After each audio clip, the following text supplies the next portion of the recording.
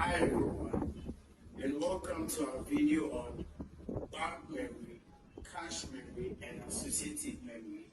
In this video, we'll be discussing the three types of memories and how they work and how they are used in this modern day.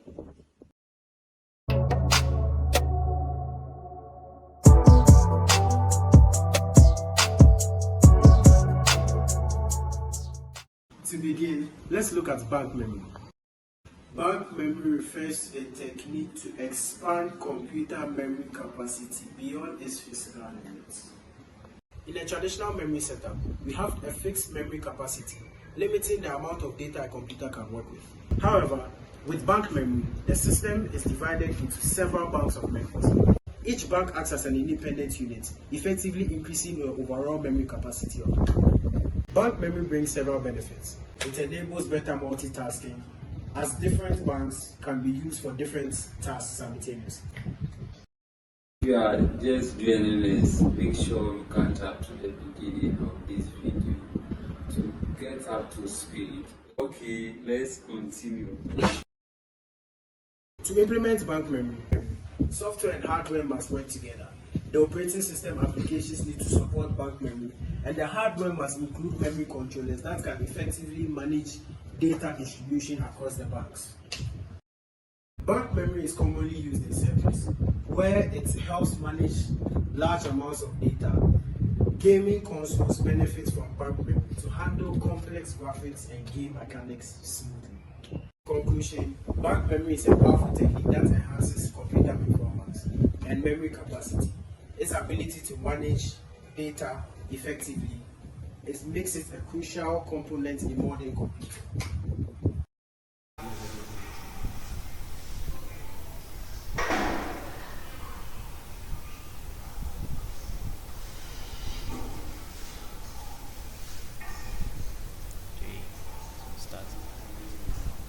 In this segment, I will dive into the fascinating world of computer systems and taking a closer look at associative memory.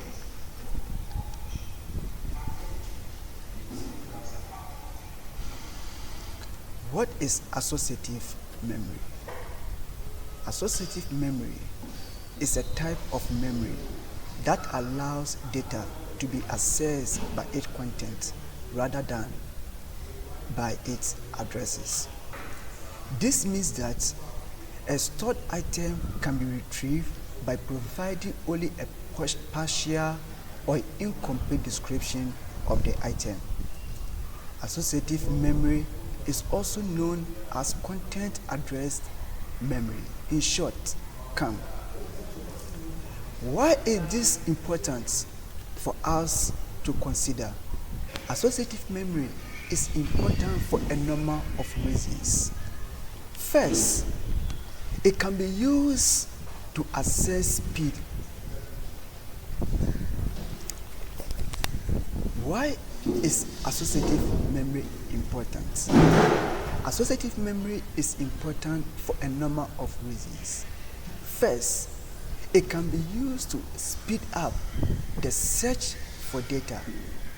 In a controversial memory, data is stored in a linear fashion, and each item is accessed by its address. This can be shown if an item is not located near the beginning of the memory. Associative memory, on the other hand, can search for data in parallel, which can significantly reduce the search time. Secondly, associative memory can be used to store and retrieve complex data structures.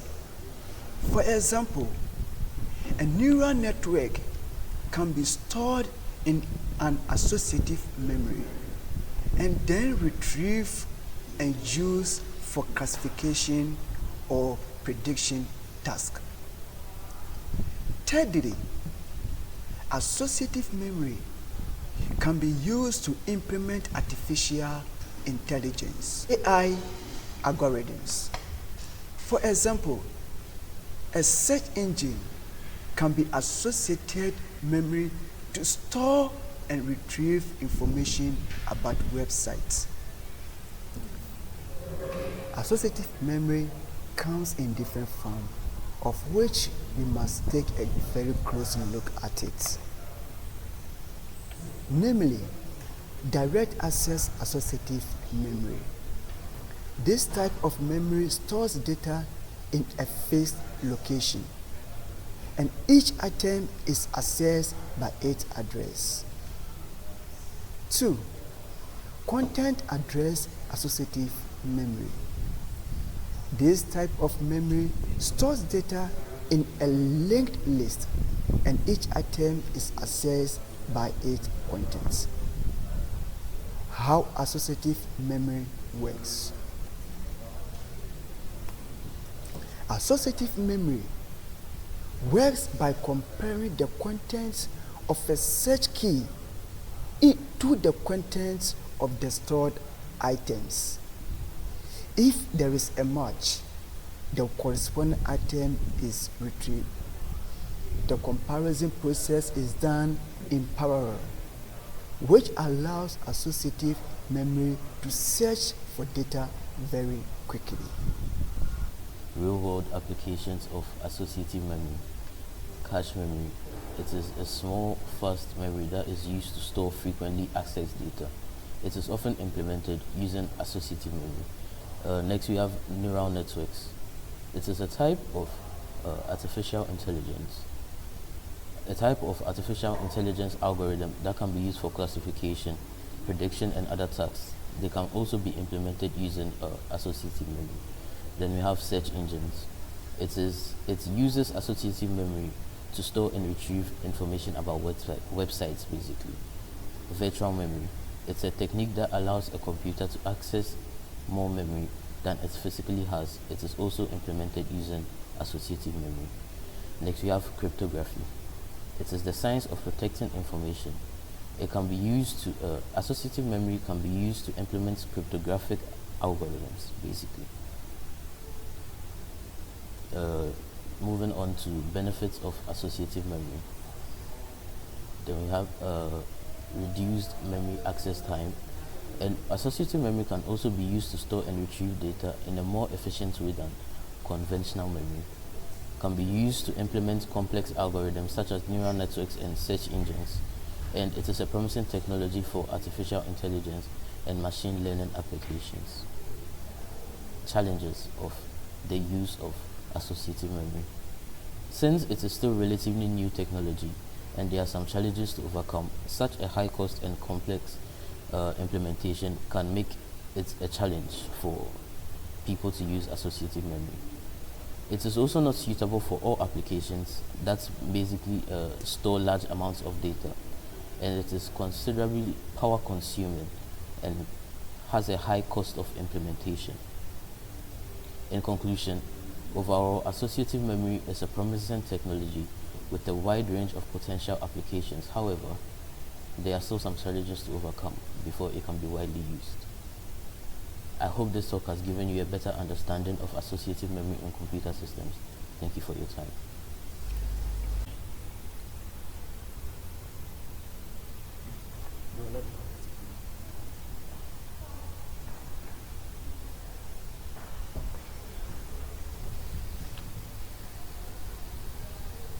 Cache memory. What is cache memory? Cache memory is a very special high-speed memory, and the cache is a smaller and faster memory that stores copies of data from frequently used main memory locations. There are various independent caches in a CPU which store instructions and data. The most important use of the cache memory is that it is used to reduce the average time to access data from the main memory. Characteristics of the cache memory. As we all know, the cache memory is an extremely fast memory type that acts as a buffer between the RAM and the CPU. Secondly, it holds frequently requested data and instructions so that they are immediately available to the CPU when needed. So the CPU doesn't have to refer back to the main memory every time it needs to fetch a set of instructions. The cache memory is costlier than the main memory or disk memory. but it's more economical than CPU registers. Also, it is used to speed up and synchronize with a high-speed CPU to enable faster transmissions between CPU, the RAM, and the main hard disk memory. So there are different levels of memory in which the cache is among. These levels of memory are what is responsible for transmission of data and instructions within the CPU to make information retrieval faster. So the first level is commonly called the register. It's the type of memory in which the data is stored and accepted. And the data that is stored and accepted there is immediately stored in the CPU. The most commonly used register is the accumulator, the program counter, address registers, etc. The second level of memory is the cache memory, or level 2. It is the fastest memory that has faster access time, where data is temporarily stored for faster access. The main memory. It is a memory in which the computer works currently. It's small in size and it stores data temporarily. So while data is on the main memory, when the system is shut down, or let's say you restart your PC, all the data, all the instructions stored on the main memory are instantly wiped. So it is available there for instant retrieval. So your CPU doesn't always have to go back to the hard disk memory on the computer system when it needs to fetch data instructions. Instead, the RAM is there as a bridge, and it is small in size. So once power is off, data no longer stays on the memory. The last level of memory is the secondary memory. The secondary memory is the external memory that is not as fast as the main memory, but data stored on it is permanent. You know, when you store files, that's your media, your slides, your videos, audio, no matter how many times you restart your system or it goes through, it doesn't change the fact that data stored on the secondary memory is permanent. The space on the secondary memory is higher than that of the main memory, so data stays permanently on the secondary memory. Cache performance. So cache performance is like when the processor needs to read or write a location in the main memory. First, for it to do this, it checks for a corresponding entry in the cache. If the processor finds that the memory location is in the cache, a cache hit has occurred and data is read from the cache. So it doesn't need to refer back to the RAM, or better still, the secondary memory. If the processor does not find the memory location in the cache, a cache miss has occurred. For a cache miss, the cache allocates a new entry and copies in data from the main memory. Then the request is fulfilled from the contents of the cache. The performance of the cache memory is frequently measured in terms of a quantity called the hit ratio. The hit ratio is basically what we use to mathematically calculate the cache performance of a system. It is the number of hits over the total times the cache is accessed, and the miss ratio is the total number of misses over the total number of accesses, or it can also be referred to as the hit ratio subtracted from 1. To improve cache performance, we can use higher cache block size and higher associativity, and also to reduce miss rate, reduce miss penalty, and to reduce the time to hit in the cache. To continue, direct mapping. The simplest technique, known as direct mapping, maps each block of main memory onto only one possible cache line. Or indirect mapping assigns each memory block of a specific line in the check. If a line is previously taken by a memory block, when a new block needs to be uploaded, the old block is trashed An address space is split into two parts, index field and a tag field. The cache is used to store the tag field, whereas the rest is stored in the main memory. Direct mapping's performance is direct proportional to the hit ratio.